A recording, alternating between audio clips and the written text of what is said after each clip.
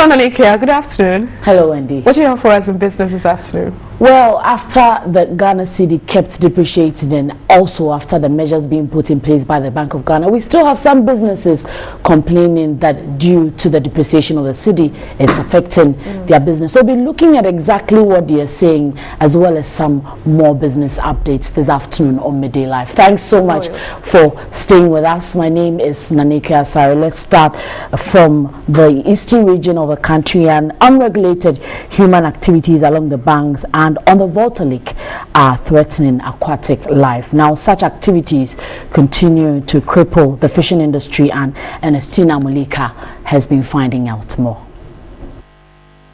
With 8,520 kilometers square of inland lakes and rivers, Ghana could harness several opportunities from the fishing sector.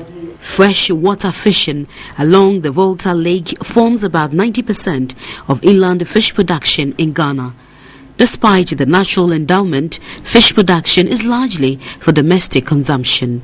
The fisheries sector contributes about 4.5% to GDP, but unregulated human activities are threatening the positive trends. The once vibrant Volta Lake has been taken over by plastic waste, to say the least. The filth is generated from surrounding communities. The situation worsens when it rains. This is affecting fishing.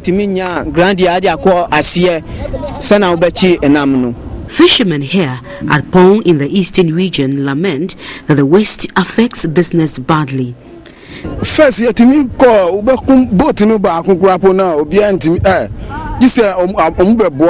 the quantity of our catch has gone down. These two aquatic moats placed on the Volta Lake at Pong are reportedly not solving the problem.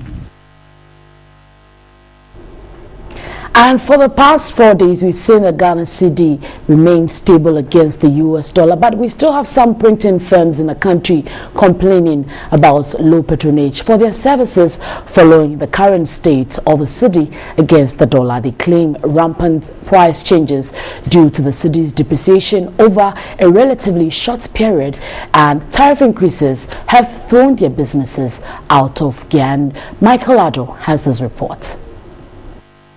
In the last few weeks, the cedi's depreciation against major international currencies has been a source of concern. It's Monday 11 a.m. at Accra New Town. The town has quiet locate a number of printing houses. 58-year-old Daniel Atowusu has been in the printing press business for the past 18 years. As at the time he established his business in 1996, he had a staff strength of 24, but currently has just 5. The rest have been laid off. It's not easy paying them because jobs are not coming. Contracts are definitely not coming. Our job has been taken over by foreigners as well. Others blamed their plight on tariff hikes.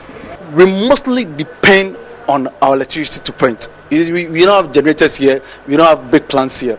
A client will be in to come and pick his job and the lights off. Because of the dollar, it has slowed the business small. Purchasing the material and all those things, it has made us lose lots of our clients because of the rise of the dollar. And definitely this is expected when the cedi keeps depreciating and affecting businesses. But as I said earlier, the Ghana cedi has remained stable on the interbank market for about 4 days now, and we have it still pegged at 2 Ghana cedi 43 pesos for the buying price, of course, with the selling price of 2 Ghana cedis 43 pesos for the interbank market. But let's quickly look at how it traded against its other major trading currencies, precisely the euro, trading at 3 Ghana cedis 33 pesos for the buying price, and of course 3 Ghana cedis 33 pesos. Well, now it seems that the figures for the buying and selling are closely tied together, looking at it from the interbank market. So it has depreciated against all the 3 major currencies, that is the euro, the pound, as well as the CFA, but remains stable against the dollar for about 4 days now. Well, the Bank of Ghana is also injecting hundreds of millions of US dollars into the economy this week. We understand that this is in its quest to clear a backlog of arrears of dollars requested made by the commercial bank. So I'm sure this would definitely have some effect in the depreciating cedi. So we move on to some other issues now away from the Ghana Cedi, and Trade Union Confederation is to join the TUC to fight for living wages instead of minimum wages for workers here in the country. Now, according to the ITUC, their partnership with TUC will further mount pressure on government to respect the right of workers. General Secretary of the ITUC, Sharon Barrow, made the observation during Iketi call on the Trade Union Congress here in Accra. Globally, there are about 2.9 billion workforce in various sectors of the economy. 60% are concentrated in the formal sector and 40% in the informal sector. In Africa, however, about 80% of the workforce is in the informal economy. These workers have no access to job security. They live in low income levels and struggle with poor conditions of service. Government for several years has been working on the need to increase the minimum wage. Last year, the minimum wage was pegged at 5 cedis 40 pesos. Currently, organized labor has started discussions on the need for an upward review of the wages. Living wage is also a minimum wage. The only difference is that it is not just, it is based on other factors in ensuring what can help for the survival of, say, a family of 4. That is what we needed to do in the country.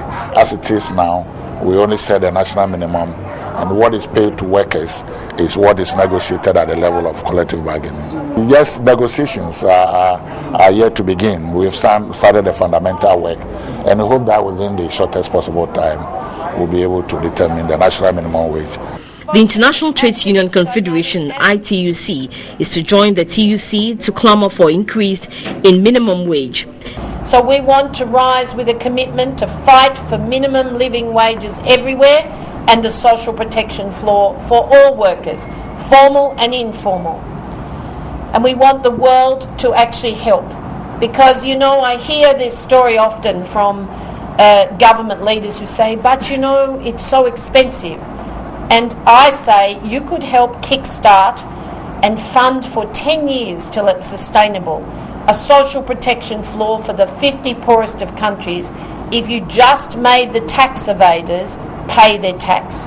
ITUC General Secretary spoke about plans to ensure social protection for workers in the coming years. And don't forget to join us if you can at 4:30 for more business update. But Midday Live continues after this. I'm Nanika Asari. Good afternoon.